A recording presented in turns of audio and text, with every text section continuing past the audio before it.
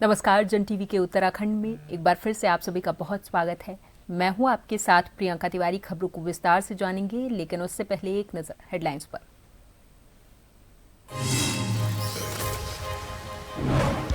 Ankita Bhandari case पर बोले CM Dhami, कहा किसी भी कीमत पर नहीं छूटेगा दोषी। दुष्यंत गौतम ने उत्तराखंड कांग्रेस, क्रांति दल और आम आदमी पार्टी पर करवाई एफआईआर। कुछ के खिलाफ मानहानि केस भी दायर। जी राम जी अधिनियम पर मुख्यमंत्री धामी का बयान, विपक्ष पर लगाया दुष्प्रचार का आरोप। कहा गरीब और गांव होंगे सशक्त, 125 दिन का मिलेगा रोजगार। रुड़की की सड़कों पर कांग्रेस का कैंडल मार्च, नगर निगम से शताब्दी द्वार तक उमड़ा जन सैलाब। बड़े आंदोलन की दी चेतावनी।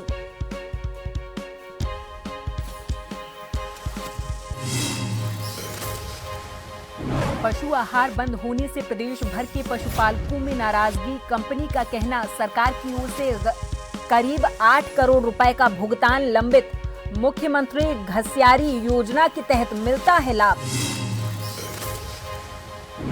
और उत्तराखंड के 3 जिलों में बर्फबारी के आसार। केदारनाथ में तापमान -23 डिग्री सेल्सियस। पहाड़ों में पाला गिरा, मैदानों में घने कोहरे का अलर्ट।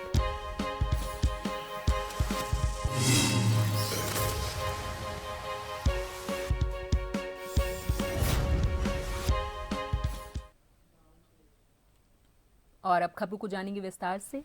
उत्तराखंड के देहरादून में मुख्यमंत्री पुष्कर सिंह धामी ने कहा कि बीबीजी राम जी अधिनियम जो बना हुआ है वो मनरेगा का नाम सिर्फ बदलना ही नहीं बल्कि ग्रामीण क्षेत्रों और ग्रामीण इकाइयों को मजबूत करना है। साल 2047 विकसित भारत के लक्ष्य को विकसित ग्रामीण के साथ पूरा करना है। इस अधिनियम में तमाम प्रावधान किए गए जिसके तहत वेतन भुगतान साप्ताहिक होगी और देरी होने पर अतिरिक्त भुगतान भी दिया जाएगा। सुनाएंगे। ग्रामीण रोजगार नीति की फिर से पुनर्संरचना करना है, जिससे कि ग्रामीण क्षेत्र हमारे मजबूत हों, ग्राम इकाइयां मजबूत हों और ये ग्राम सेंट्रिक योजना बने। इस योजना का मुख्य उद्देश्य है और इस अधिनियम विकसित भारत 2047 के लक्ष्य को विकसित गांवों के माध्यम से साकार करने की ठोस कानूनी व्यवस्था का प्रावधान भारत सरकार ने किया है। यह अधिनियम राहत आधारित योजना नहीं है बल्कि विकास आधारित गारंटी प्रदान करेगा।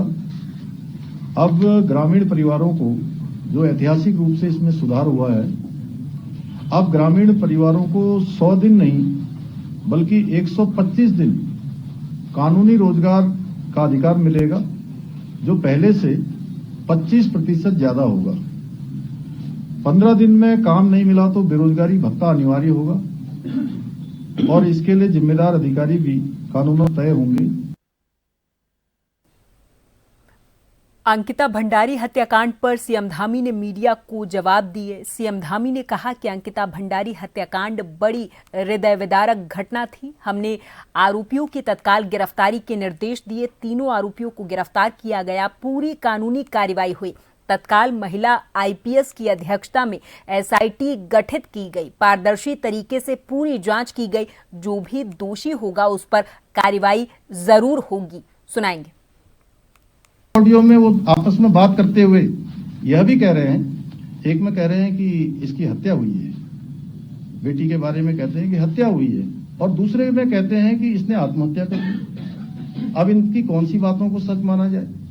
मैं तो आप ही लोगों से पूछता हूँ, आप ही लोगों में से कोई अगर किसी का कोई प्रश्न हो इस बारे में, तो एक में कहते हैं कि हत्या हुई है और दूसरे में खुद ही कहते हैं कि इसने आत्महत्या कर ली। अगर हम इनकी आत्महत्या की बात मान लें तो कहीं ऐसा तो नहीं कि न्यायालय में जाके इससे उनको इसका कहीं ना कहीं इस रूप में भी कोई जो है कोई षड्यंत्र तो नहीं चल रहा? इतनी बड़ी सजा हो चुकी है। हम हर जांच के लिए तैयार। हमने कब मना किया कि हम कोई जांच नहीं करवाएंगे? अब देखिए, ये तो सब जांच में ही स्पष्ट होगा, लेकिन हमारा तो ये कहना है कि भाई उनको आना चाहिए।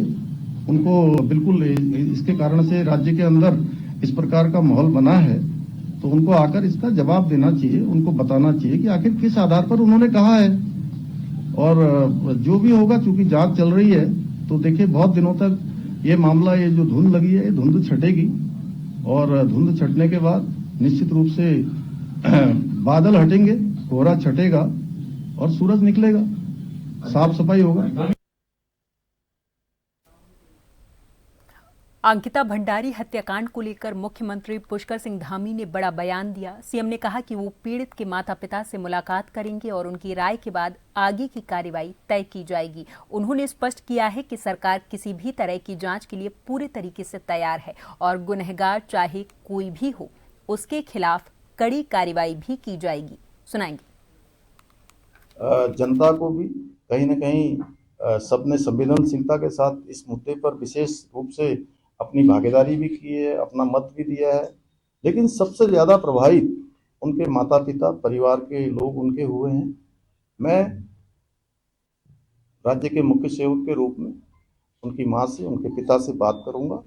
बात करने के बाद कानूनी रूप से सभी चीजों का अध्ययन करने के बाद उनका जो भी हमारे लिए, जो भी वो अपनी बेटी के न्याय के लिए चाहते होंगे, हम उसको आगे बढ़ाएंगे। अंकिता भंडारी हत्याकांड को लेकर सोशल मीडिया और कुछ राजनीतिक दलों के द्वारा लगाए जा रहे आरोपों के बीच भाजपा के राष्ट्रीय महासचिव दुष्यंत कुमार गौतम ने अपने ऊपर लगाए गए कथित वीआईपी आरोपों को सिरे से खारिज किया और दिल्ली हाईकोर्ट में मानहानि का मुकदमा दायर किया है। दुष्यंत कुमार गौतम की ओर से कोर्ट में दाखिल याचिका में ये कहा गया कि अंकिता भंडारी मामले में उनका नाम बिना किसी जांच, सबूत या न्यायिक आधार के घसीटा जा रहा, जबकि उत्तराखंड पुलिस और एसआईटी पहले ही ये स्पष्ट कर चुकी कि इस मामले में किसी भी वीआईपी की कोई भूमिका नहीं थी। मानहानि याचिका के साथ ही दुष्यंत कुमार गौतम ने अदालत में सितंबर 2022 के दौरान अपनी लोकेशन से जुड़े डॉक्यूमेंट और सोशल मीडिया रिकॉर्ड भी प्रस्तुत किए हैं, जिनसे ये स्पष्ट होता है कि घटना के समय वो उस स्थान पर नहीं थे और न ही उस स्थान से उनका कोई संबंध था।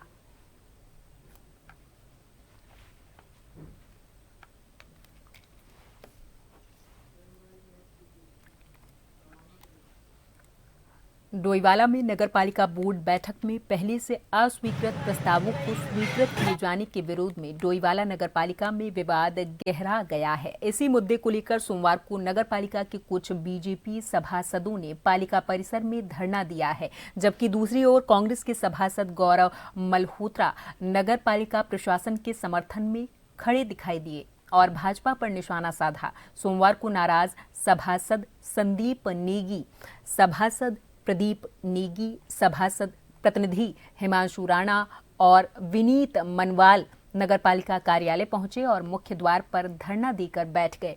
उनका आरोप ये है कि बोर्ड बैठक में पारित प्रस्तावों को प्राथमिकता नहीं दी जा रही और जन समस्याओं को नजरअंदाज किया जा रहा है।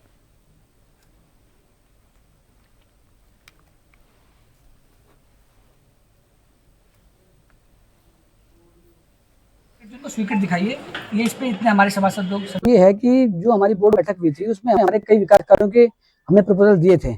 उसमें कई प्रपोजल ऐसे जिनमें पूर्ण बहुमत से सबने प्रस्ताव को स्वीकृत किया था, कईयों को अस्वीकृत किया गया था, लेकिन पालिका प्रशासन द्वारा उनको सबको स्वीकृत दिखा दिया गया है, जो कि एक हठधर्मिता का प्रतीक है। हम तो पालिका प्रशासन को कहते हैं कि भैया अगर आपने इस एक साल में कोई काम किया है तो आप धरातल पर दिखाएं।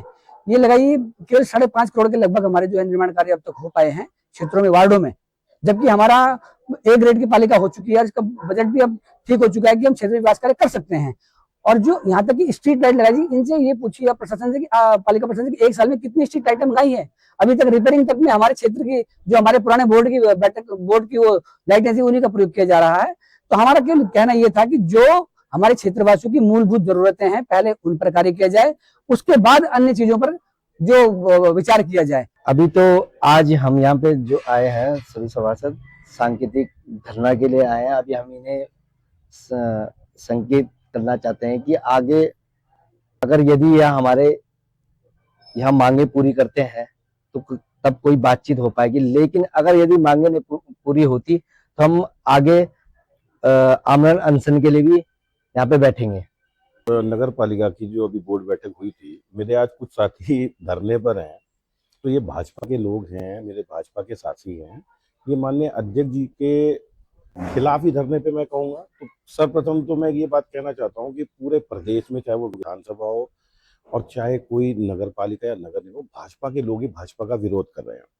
मुख्य रूप से मैं अभी पालिका में जब आके मुझे ये धरने प्रदर्शन का पता चला तो मैंने नगर पालिका में जब इसकी जानकारी जुटाई तो कुछ लोग बोर्ड प्रोसीडिंग्स पे असहमत है, मेरे कुछ साथी। तो उस उपलक्ष्य में मैं कहना चाहता हूँ क्योंकि उस बोर्ड मीटिंग का मैं एक सदस्य हूँ, बोर्ड मीटिंग्स में जितनी मैंने प्रोसीडिंग्स पढ़ी है सब कुछ सही है। जो ब्रोस प्रोसीडिंग में उस दिन जो वहाँ सदन में हुआ वही ब्रोस प्रोसीडिंग में हमने देखा। मुख्यमंत्री घसियारी योजना के तहत मिलने वाला पशु आहार बंद होने से प्रदेश भर के पशुपालकों में गहरी नाराजगी है। योजना का उद्देश्य महिलाओं को जंगल से चारा लाने के जोखिम से बचाना और उन्हें सस्ता और उपलब्ध पशु आहार उपलब्ध करवाना था, लेकिन पिछले 1 महीने से सप्लाई ठप होने के कारण पशुपालकों के सामने गंभीर संकट उत्पन्न हो गया है। चंपावत जिले के डेयरी संचालक और भाजपा प्रवक्ता राजेश बिष्ट ने बताया कि जिस कंपनी के माध्यम से प्रदेश भर में साइलेज उपलब्ध करवाया जा रहा था उसने सप्लाई पूरे तरीके से रोक दी। कंपनी का कहना है कि सरकार की ओर से करीब 8 करोड़ रुपए का भुगतान लंबित है, इस वजह से सप्लाई बंद करनी पड़ी। सप्लाई बंद होते ही पशुपालकों को पशु आहार के लिए दर दर भटकना पड़ रहा है।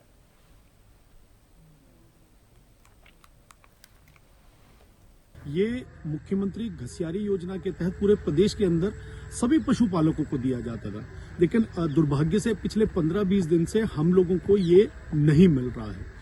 अब मैं इस वीडियो के माध्यम से अपने प्रदेश के माननीय मुख्यमंत्री जी से सिर्फ इतना निवेदन करना चाहता हूं कि जैसा हमें साइलेज कंपनी के जो संचालक हैं उनके द्वारा जानकारी मिली है, उसमें ये जानकारी मिली है कि किन्हीं कारणों से पीछे से उनका कुछ पैसा जो उनको मिलना चाहिए था वो नहीं मिल पाया है, जिसकी वजह से ये साइलेज की आपूर्ति पूरे प्रदेश के अंदर बाधित हो रखी है और ये समस्या पशुपालकों के लिए बहुत गंभीर और बड़ी समस्या बनने वाली है।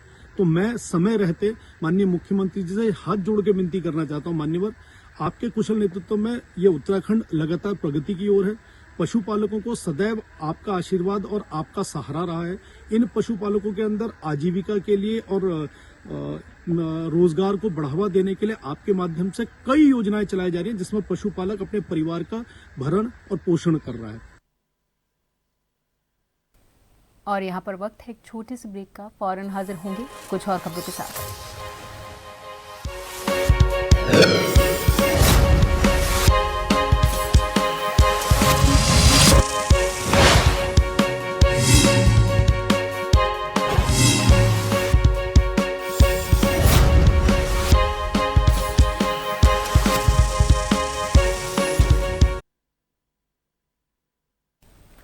कालाढूंगी कोतवाली क्षेत्र के अंतर्गत गड़प्पू चेक पोस्ट के पास एक अज्ञात व्यक्ति का शव मिलने से क्षेत्र में सनसनी फैल गई। सूचना पर कालाढूंगी पुलिस और बरहैनी वन क्षेत्र के कर्मचारी मौके पर पहुंचे और आवश्यक कार्रवाई शुरू की है। तराई केंद्रीय वन प्रभाग की उप प्रभागीय वनाधिकारी मनिंदर कौर ने बताया कि प्रथम दृष्टया शव पर किसी जंगली जानवर के हमले के स्पष्ट निशान नहीं पाए गए।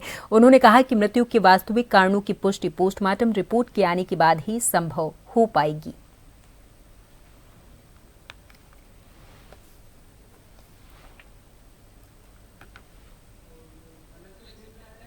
घटना है, सुबह 5 बजे हाथी यहाँ बहुत जोर से चीख रहा था। ये इतनी बच्चे वाली है, ये इसने मारा है, इसके पैर भी लगे हैं, वहाँ देख लो, वहाँ भी पैर लगे, यहाँ बॉडी पड़ी है, छटक छटक के मारा है। ये पैर नहीं रखा है ऊपर, खाली फेंक के मारा है सूंड से। और ये कल दिन से यहाँ घूम रही है। कल 4 बजे हमने यहीं देखी थी, हम भागे इसे देख के। ये रोड के अर्ध गर्दी घूम रही थी कल से, बच्चे वाली है और ये ने 100% मारा है। हम कोर्ट में जाके गवाही देंगे।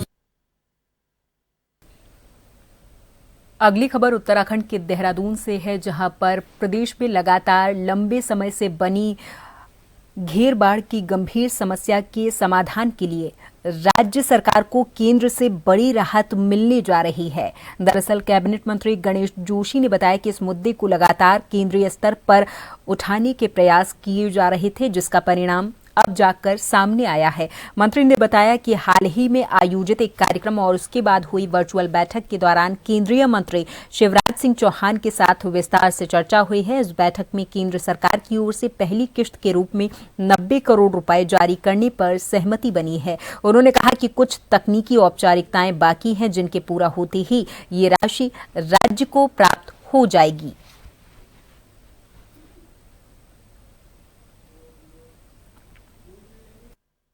देखिए, हमारे प्रदेश के अंदर सबसे बड़ी समस्या घेर-बाढ़ की है और अभी एक कार्यक्रम में जब शिवराज जी चंगुली में हम उनके साथ थे, मैंने उनसे मांग की थी कि पहली किस्त के रूप में 90 करोड़ रुपए हमको दे दिए जाएं ताकि हमारी समस्या का समाधान हो। और कल जो वर्चुअल मीटिंग थी, इन्होंने बाद इसमें सहमति दी है। कुछ एक टेक्निकल फॉर्मेलिटीज हमें पूरी करनी है और शीघ्र ही वो 90 करोड़ में मिलेगा पहली किस्त, और जो हमारी घेर-बाढ़ की समस्या उसका समाधान होगा। प्रदेश में अंकिता भंडारी हत्याकांड को लेकर सियासत लगातार जारी है। इसी को लेकर कांग्रेस की ओर से भी जोरदार प्रदर्शन देखने को मिल रहे। उत्तराखंड प्रदेश कांग्रेस कमेटी के मीडिया चेयरमैन राजीव महर्षि ने कहा कि कांग्रेस पार्टी ने किसी भी भाजपा नेता पर सीधे आरोप नहीं लगाए, बल्कि जो आरोप सामने आ रहे वो भाजपा के पूर्व विधायक सुरेश राठौड़ की पत्नी के द्वारा सार्वजनिक रूप से लगाए गए। इस सिलसिले में सामने आई एक रिकॉर्डिंग का भी जिक्र किया गया है।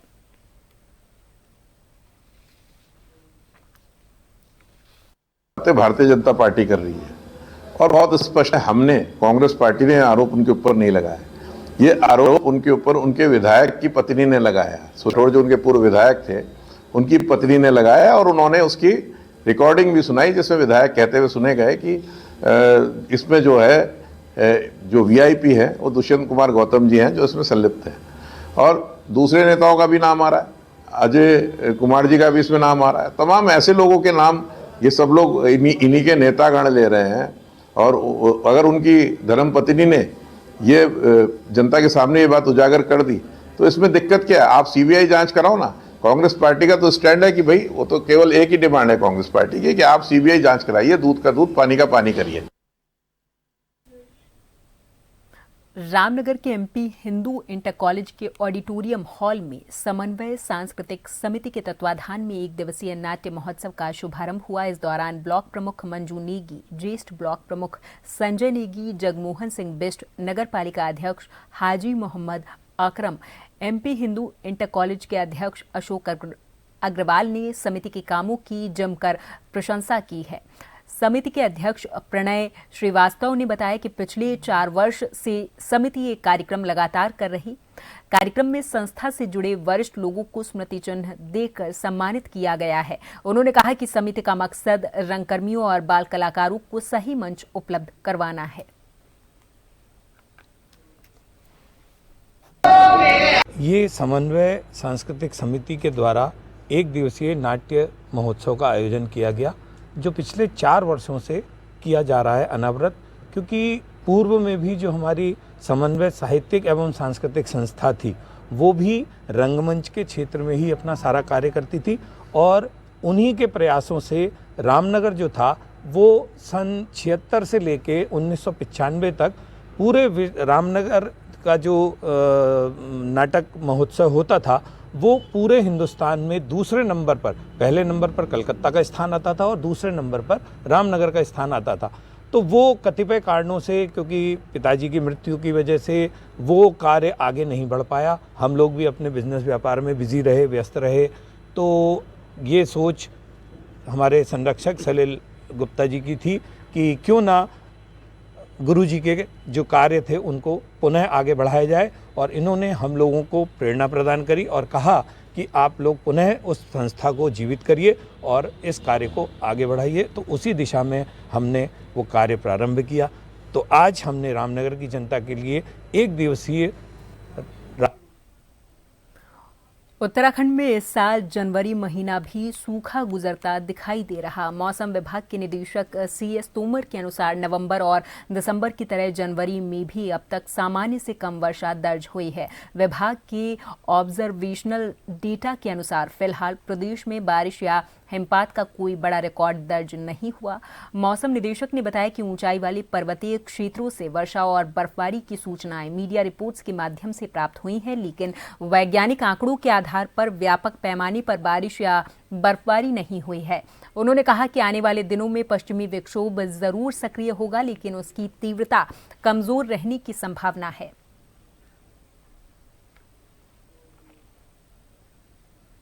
देखिए, अभी तो नॉर्मल से, जैसे हमने पीछे भी बताया था, दिसंबर और नवंबर भी हमारा नॉर्मल से नीचे रहा है और यहाँ पे रियलाइज़ नहीं हुआ है जो है डाटा। तो अभी जो है, अभी भी इस महीने भी जो जनवरी में, जैसे अभी तक भी हमको रियलाइज़ नहीं हुआ है। जो ऑब्जर्वेशनल डाटा है उसमें हमारे रिकॉर्ड में नहीं आया है। हालांकि पहाड़ी जो काफ़ी हाइट वाले इलाके हैं वहाँ पे मीडिया के माध्यम से जैसे हमको पता लगा है बारिश और स्नोफॉल रिकॉर्ड हुआ है। तो अभी लेकिन जो हमारा फोरकास्ट है उसमें ऐसा नज़र आ रहा है कि अभी जो आने वाले सिस्टम्स है, वेस्टर्न डिस्टर्बेंस जो आ रहे हैं, पश्चिम विक्षोभ, वो थोड़ा सा वीक हैं और तो उनसे यहाँ पे जो है मैदानी, खासतौर से मैदानी इलाकों में चांसेस लग नहीं रहा है।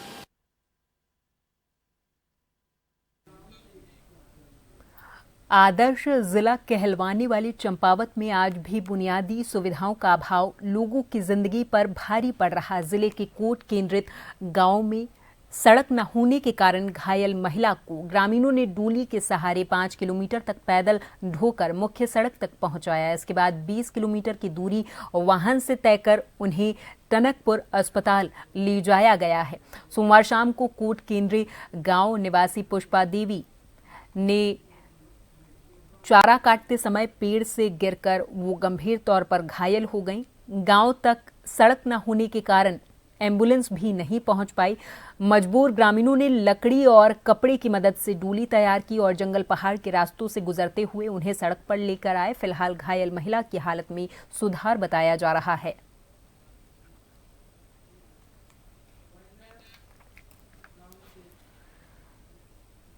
और इसी के साथ इस बुलेटिन में फिलहाल के लिए मेरे साथ बस इतना ही। आप देखते रहें जन टीवी। नमस्कार।